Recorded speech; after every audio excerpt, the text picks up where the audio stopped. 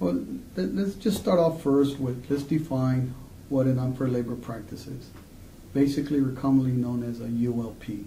I'm not sure if you have already been exposed to that or not, but if you haven't, you will probably hear the term ULP more than you'll hear the full unfair labor practice.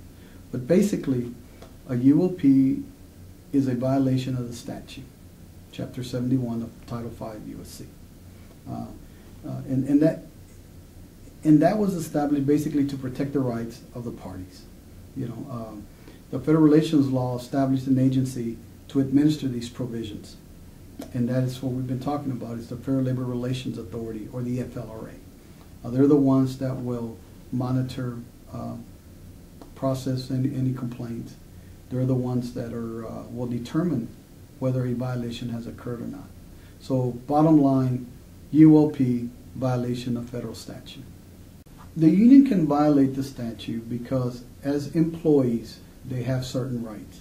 And as we have talked about, a member, an employee of the bargaining unit does not necessarily have to be a dues-paying member. But the union is still, under the statute, required to represent those employees. However, the union cannot interfere with, restrain, or coerce employees in the free exercise of their rights to form, to join, or to assist any union, or to refrain from doing so. So what that means is they cannot not represent the employee because they don't want to pay dues. They cannot not represent the employees if they don't want to participate or assist the union. The law says that you as a union will do that. So that's one violation. They cannot attempt to cause the agency to discriminate against an employee in exercising other rights. By that I mean the union cannot go to the management official and say, hey, I don't care, you can do whatever you want to this employee and you're not going to hear nothing from me. Well, you can't discriminate because of non-membership. You cannot discriminate against the employee because of their race, color, religion, sex, national origin. You have to treat everyone the same. You cannot refuse to represent an employee fairly because they're not dues-paying members. So all these are violations that the union can incur and have a UOP filed against them. Primarily, it can either be the management can file a UOP against the union or an employee can file. They cannot refuse to bargain with the agency. There was a change that came up, requires bargaining because it's going to have an effect on the employees. The union cannot come say, well, I'm not going to bargain with you. I said, as a matter of fact, we're not going to do nothing. Well, that's a violation of the statute. They have to do that. So those are just a few of the areas that a union can be found, or some areas where a union can be found guilty of violating the statute. Well, basically they're the same, pretty much the same as they cannot interfere with, they cannot restrain, they cannot coerce any employees in the exercise of their rights. What does that mean? He cannot hold anything against an employee for wanting to be part of the bargaining unit, for joining, being a dues-paying member, maybe being a representative. Can't do that. You cannot encourage or discourage membership to an employee about the union. You cannot. Let's see, a couple of things that you cannot discipline or discriminate against an employee because the employee filed a charge against you or the union filed against you. You cannot discriminate because they're cooperating in an investigation charge. For example, they testify against management. You can't hold them against them. And when we talk about discrimination, we're not necessarily talking about discrimination limited to race, color, creed, or national origin, but we also need to be careful that because they are part of the bargaining unit, that we don't start treating them differently. I.e., an employee comes in late, it's not part of the bargaining unit, you may excuse it. But because employee B is a dues-paying member involved with the union actively, might even be a union steward, you decide to take some type of action because of a few minutes late. Those are the other types of discrimination that, although they're not considered part of the legal definition of it, but you can't treat those employees differently. You must treat them equally. You have to stay neutral. You cannot, when we talk about discouraging, you can't discourage an employee from not doing those issues, from not being part of the bargaining union. You can't, if you are to do that, what happens? What happens if the union does that? Basically, either party can file a UOP against each other with the Federal Labor Relations process. Basically, the first step is what we call the charge, and that is that either party has determined or is of the belief that a portion of the statute has been violated. So basically, they draft up the charge and they file it with the FLRA. That is the first step in the process, is we consider the charge. The second step then basically is the investigation by the FLRA. So what is that? Once the FLRA receives the charge, they will look at the charge and then make a preliminary decision whether there's enough evidence that's been presented by both parties to determine whether or not to proceed with this action. Now, as a first-line supervisor, how does that affect you?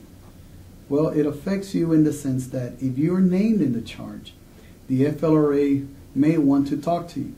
But I caution you that if that were to happen, please inform your LRO or your local attorney that a charge has been filed and that you have been summoned to provide testimony or to be investigated or interviewed, if you would, basically. And you would be represented by either the local attorney that's assigned to your base to handle UOPs, or by your LRO. I said you will not go it by yourself. But it's important that you do cooperate and that you, to the best of your ability, provide as much information as you can. That's the second step. The third step is what's called the initial determination. What does that mean?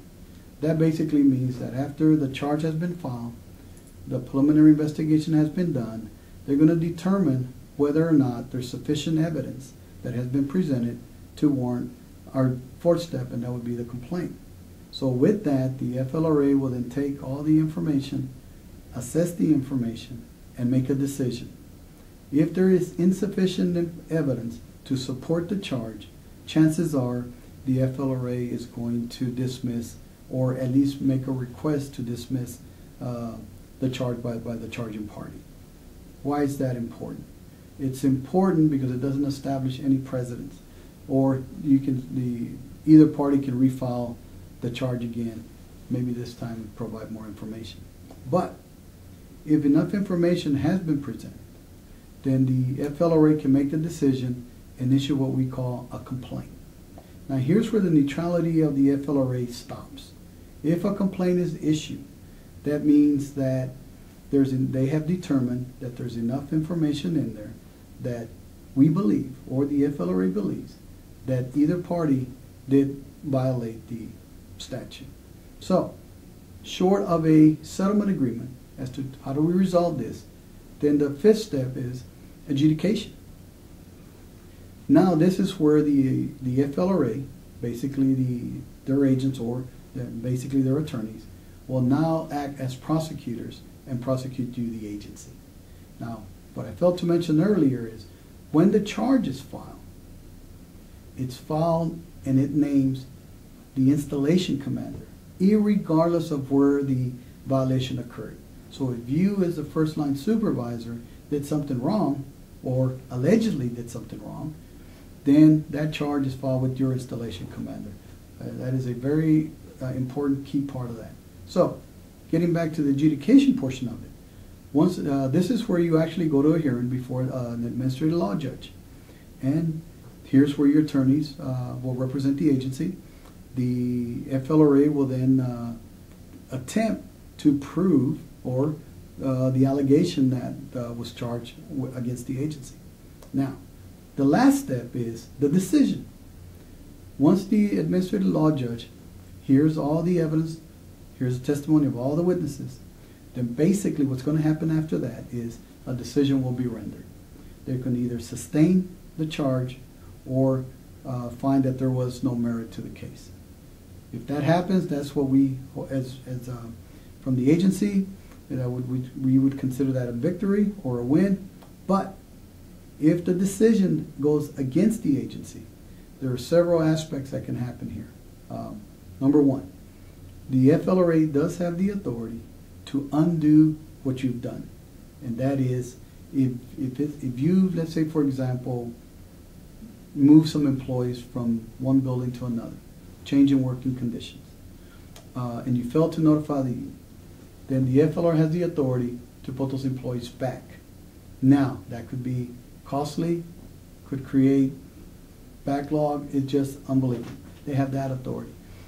In addition to that, you will post a notice throughout the entire installation where all barring union employees work that says the agency, violated the statute and we're hereby ordered to, and then the order will be given. And that gets posted for about 60 to 90 days. So there are some implications of what can happen if you violate the statute. Well, the best thing to do is know the law. Work closely with your union reps. Develop some type of relationship that's positive. That will go a long way. Understand the rights not only of the employees, but also understand the rights of the union. Says, develop a working relationship, a positive working relationship. Work closely with your LRO. Before you do something that will create a change, find out first, is it really a change? Do I need to notify the union? What do I need to do to make sure that I don't violate the union? So basically, become educated with the statute, become educated with your collective bargaining agreement, establish good working relationship with your union counterparts. Because in the end, they are your partners, and the closer you work with them, the better things will be, and will make life a little easier.